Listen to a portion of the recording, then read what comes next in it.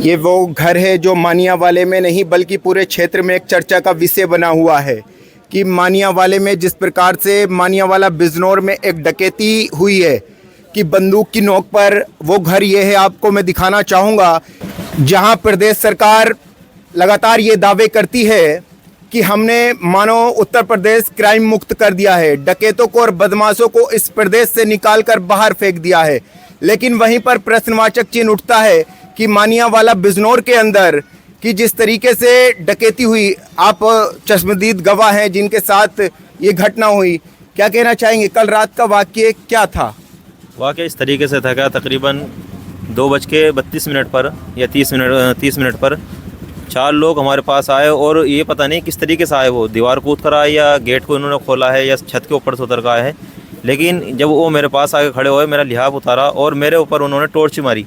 Torch के ज़रिए से मुझे उठाया और उठाने के बाद मेरे कान पे तमंचा रख दिया और कहने लगे क्या तो माल निकाल दो वरना तुझे गोली से उड़ा देंगे। उसके बाद फिर जब ये थोड़ी बहुत हलचल मची तो उन्होंने गेट पर दस्तक दी और कुंजी खटखटाई और खटखटाने के बाद कहने लगे कि अंदर कौन है।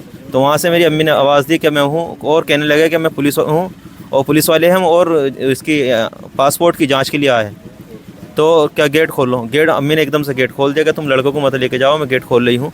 और जब गेट खोला तो हमारी अम्मी के भी कान पर तमंचा रख दिया उन्होंने और तमंचा रखने के बाद फिर कहने लगे क्या तो आपको जान प्यारी हो तो सही है, नहीं प्यारी है तो बस माल मत बताओ, माल अगर जान प्यारी है तो माल बता दो। तो उन्होंने, हमारी अम्मी ने मुझे भी और जो हमारी बहनें सोई हुई थी अंदर, उन्हें सबको एक तरफ करके उनसे कह दिया कि जो तुम्हें करना कर लो लेकिन हमें कुछ मत कहो।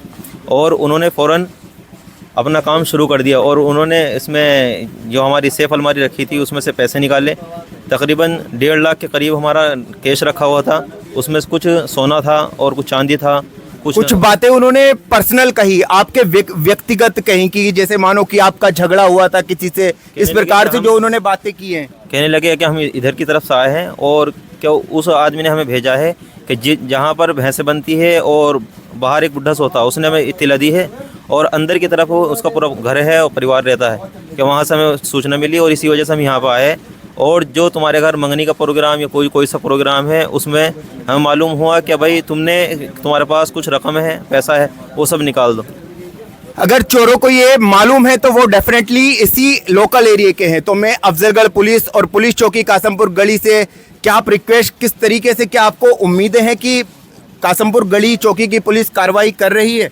जी, कार्रवाई कर रही है और देखते हैं क्या हल मिलता है। जी, मुझे भी ये विश्वास है कि जिस तरीके से पुलिस ने कार्य किया है पिछले दिन से, कि कहीं ना कहीं पुलिस इस मामले का जल्दी हल निकालेगी। और अब हम आपको वो घर दिखाते हैं कि जिस घर की ये घटना हुई।